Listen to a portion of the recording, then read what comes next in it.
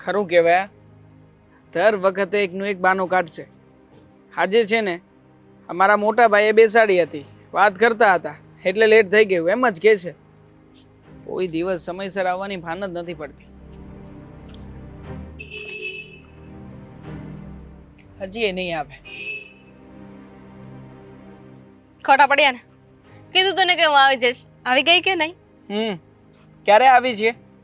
આ ઘડિયાળ પહેરતી થા એટલે ખબર પડે કે કેટલી મોડી છે, કેટલી વહેલા આવી છે.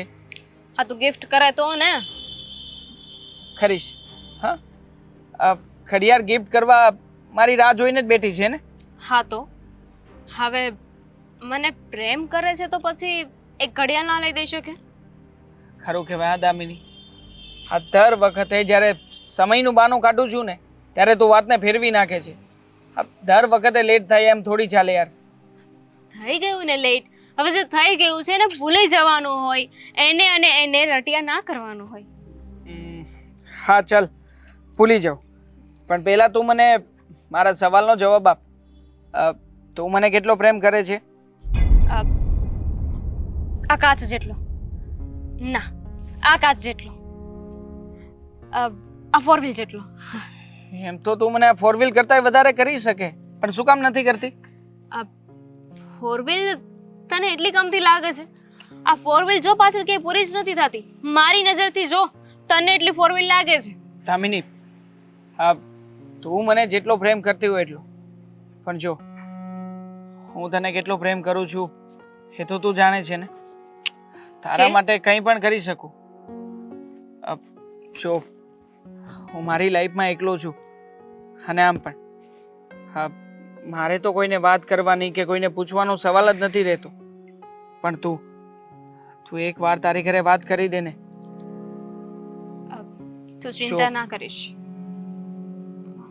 આજે ભાભીથી માણ બચીને આવી છું.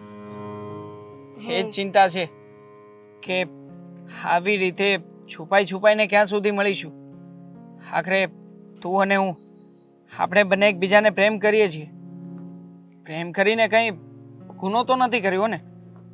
જો તારી સાથે રહેવાના ઘણા બધા સપનાઓ જોયા છે કે તું મારી સાથે હોઈશ, આપણે કેવી રીતે જિંદગી જીવતા હોઈશું, તું મારી સાથે, હું તારી સાથે, આપણે બંને એકબીજાની સાથે ખુશમ ખુશ. પણ જો એના માટે આપણે લગ્ન કરવા પડશે ને, અને લગ્ન કરવા માટે તારા ઘરેથી પરમિશન પણ મળવી જરૂરી છે. માટે પ્લીઝ પહેલી તકે વાત કર ને. તું ચિંતા ના કરીશ. તું મને જેટલો પ્રેમ કરે છે એનાથી વધારે હું તને પ્રેમ કરું છું. લાગ્યું નથી ક્યારેય. હા, જ્યારે મળવા આવે છે ત્યારે લેટ આવે છે, ઉપરથી મને ખકડાવે છે. આ પોતે એકલો છે ને એટલે તારે કોઈને જવાબ ના આપવાનો હોય. હા, મારે 17 જણાને જવાબ આપવાનો હોય. ઘરમાં ભાભી હોય, ભાઈ હોય, મમ્મી હોય. એ જ કહેવા માંગુ છું. તારે આખો પરિવાર છે અને મારે માત્ર ને માત્ર તું. તો તું જ સમજી શકે ને કે મારા માટે તું કેટલી જરૂરી હોઈશ. તો તને શું લાગે છે મારા લાઈફમાં તારી કોઈ વેલ્યુ નથી એમ? છે ને, નથી એવું નથી કહેતો, પણ બસ આ વેલ્યુમાં આપણે લોકોએ પણ હવે થોડું આગળ વધવું જોઈએ. અને એટલે જ કહી રહ્યો છું કે વહેલી તકે આપણા લગ્નનું થાય ને એ વાત ઘરે કર. કરી દઈશ. હવે કેટલી વાર મને કહીશ કે વાત કર તું આવી રીતે બોલ્યા કરીશ ને તો હું સાવ વાત નહીં કરી શકું. હવે અત્યારે મળ્યો છે તો એની વાત કર ને. ઠીક છે, મારી ઓફિસમાં મેં તારી વાત કરી છે. એ લોકો તને કામે રાખવા માટે તૈયાર છે. મતલબ કે તું અને હું સાથે જોબ પણ કરી શકીશું. Not possible. કેમ? તને શું લાગે છે કે મારા ઘરેથી મારી કોલેજ પૂરી થાય પછી મને જોબ કરાવશે એમ? તું તો કહેતી હતી ને કે તારું ડ્રીમ છે, તારે તારા સપનાઓ પૂરા કરવા છે અને એના માટે તું પૂરેપૂરી મહેનત કરવા તૈયાર છે. એટલા માટે તો મેં વાત કરી હતી.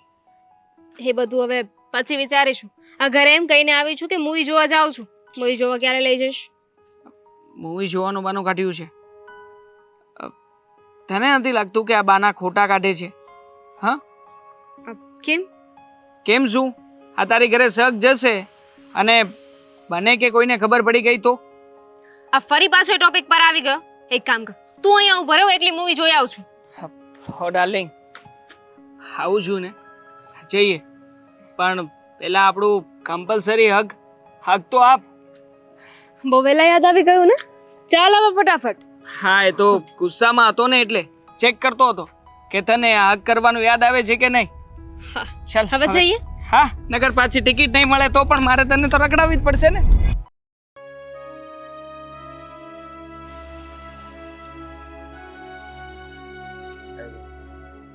દામિની, દામિની, અહીંયા આવ.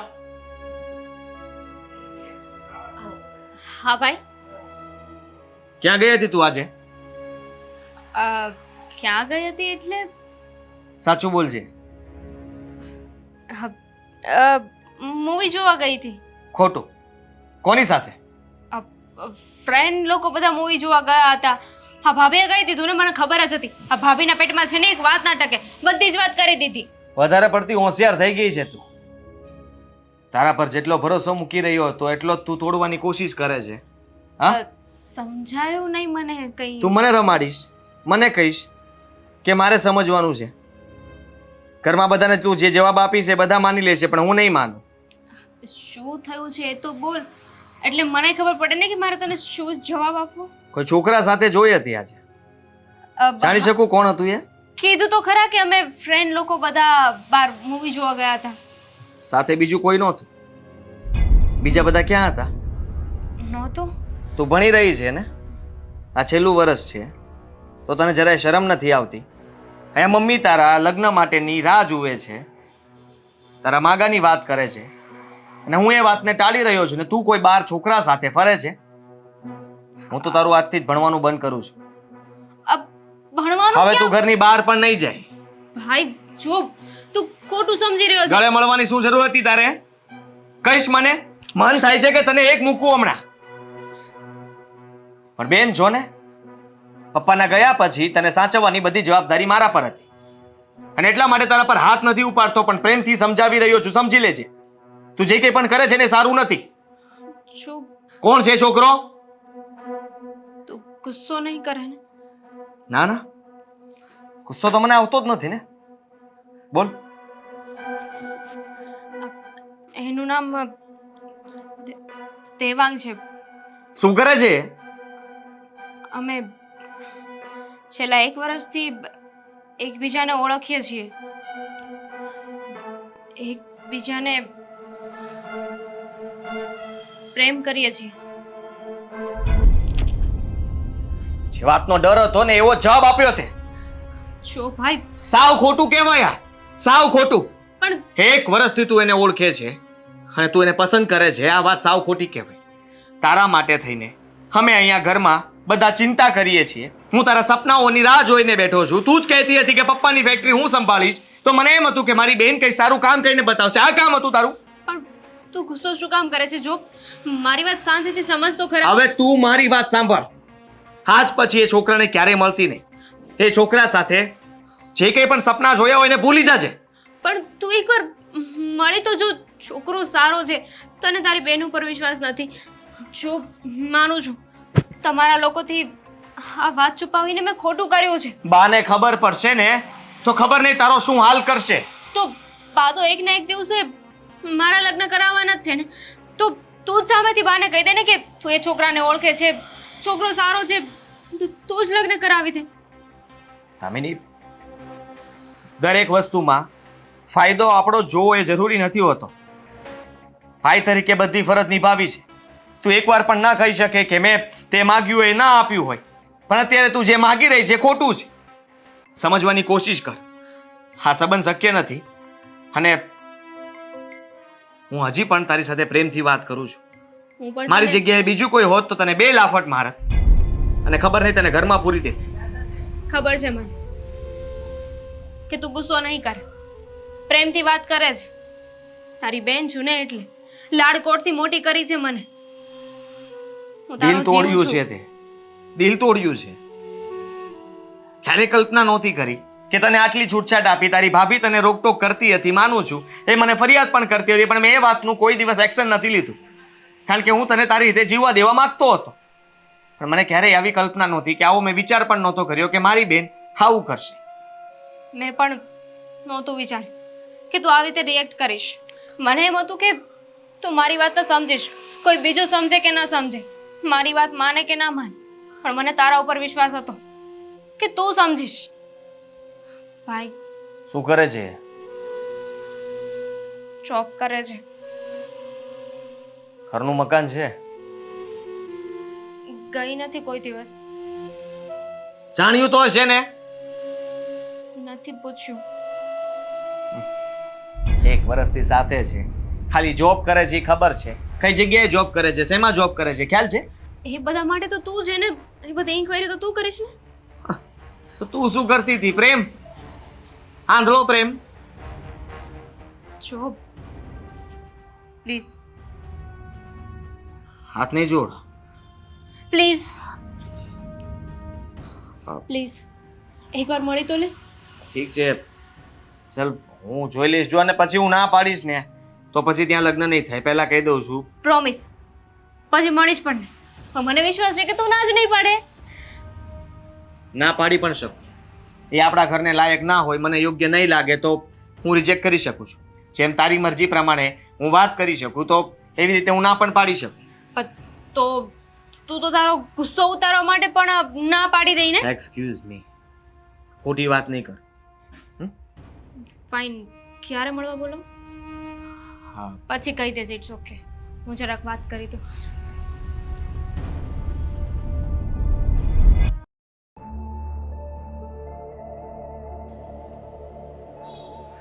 આદિત્યભાઈ, હા કેમ છો? મજામાં. શું કરે તું? નોકરી કરું છું. ક્યારથી ઓળખે દામિનીને? જ્યારે મારું કોલેજ પૂરું થવાનું હતું ને ત્યારથી. હું ફાઇનલ યરમાં હતો અને એ સેકન્ડ યરમાં. અમારી બંને વચ્ચે મુલાકાત થઈ, પ્રેમ થયો અને એકબીજાને ઓળખ. બસ પ્રેમ કહાની નથી સાંભળવી. હા, સાચો પ્રેમ કરે છે કે છોડી દેવાનો છે? સાચો પ્રેમ કરું છું અને એટલા માટે તો લગ્ન કરવાની વાત કરી હોય ને. એના માટે શું કરી શકે? એના માટે મારાથી બનતા તમામ પ્રયત્ન કરીશ કે એની ઈચ્છાઓ, એની જીદ, એને જે કંઈ પણ જોઈતું હોય એ લાવી આપું. પગાર કેટલો તારો? પગાર 40,000 છે, આગળ જતા વધશે. 40,000 રૂપિયામાં તું એને ખુશ રાખીશ? 40,000 રૂપિયામાં કેમ? આ ખુશીથી રહી ના શકે? કેમ, ઘરમાં બીજું કોઈ નથી? હા, નહીં, હું એકલો છું. મારે મમ્મી, પપ્પા, ભાઈ, બહેન, બીજું કોઈ જ નથી. એટલે 40,000 રૂપિયાના પગારમાં 2 જણાનું આરામથી કરી શકે. અનાથ છો? હા.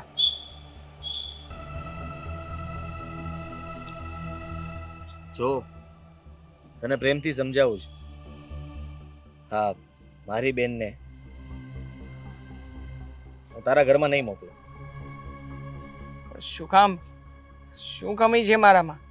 પ્રેમ કર્યો છે અને આમ પણ એકબીજાને સારી રીતે ઓળખીએ છીએ. ઓળખવાથી જિંદગી થોડી ચાલે છે. હા, તો પરિવારમાં સભ્યો જોઈએ, વારે તહેવારે પ્રસંગે બધા ભેગા થાય. આખો દિવસ તારે તો કામ પર જતું રહેવું છે અને મારી બેન એકલી ઘરમાં રહેશે. અમે બહુ પ્રેમથી અને લાડકોડથી ઉછેરી છે એને.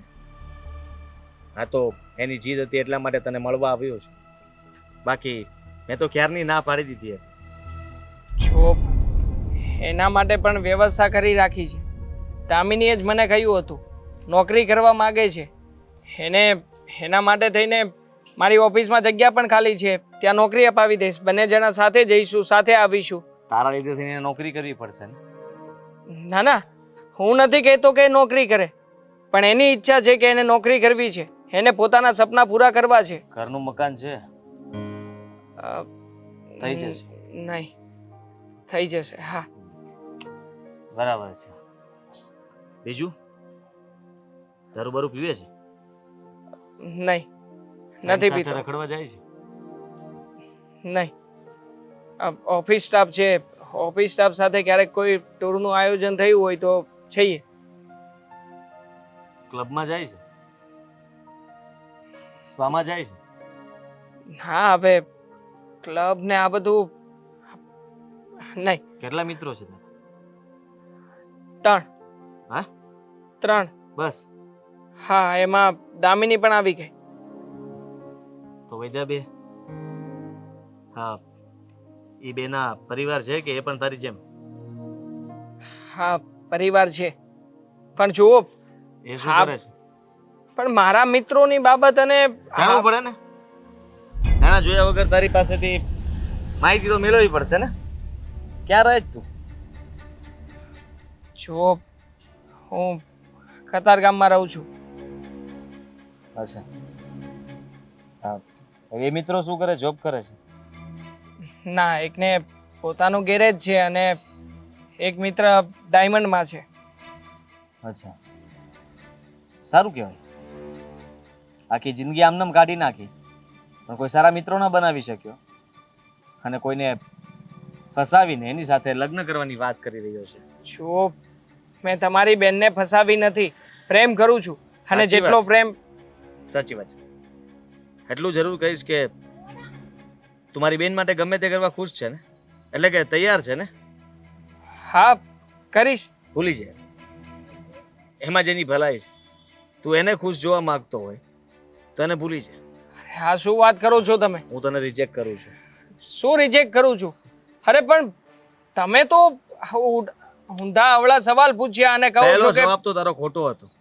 તે કીધું 40,000 પગાર છે. તારી સેલેરી મેં જાણી લીધી છે. 32,000 રૂપિયા તારા હાથમાં આવે છે. હા પીએફ કપાઈ. અને રહી વાત બીજી કે તું જ્યાં રહે છે ત્યાં આવારા લોકો પણ રહે છે. તારો એરિયા જે છે લુખ્ખાઓનો એરિયો છે. અને ત્રીજી વાત કે તારા ઘણા મિત્રો છે. તારા અમુક મિત્રો પાસેથી તારી માહિતી મળી છે. તું ફરવાનો શોખીન છે. હા અવારનવાર બીચ ઉપર જાય છે, બહાર જતો હોય છે. આમાંથી એક પણ સાચી વાત તે જો કીધી હોત ને મને તો કદાચ હું તને ના પાડત. પણ સોરી. અરે પણ મારી વાત તો સાંભળો આ જાણે કેમ ક્યાંથી કઈ વાતો લઈને આવ્યા છે બધી જ ખોટી વાત છે અને છતાંય હા રિજેક્ટ કરીને ગયા છે મારે દામિનીને ફોન કરીને વાત જણાવવી જ પડશે આડી અવળી વાતો કરીને ઊંધી રીતે ફસાવ્યો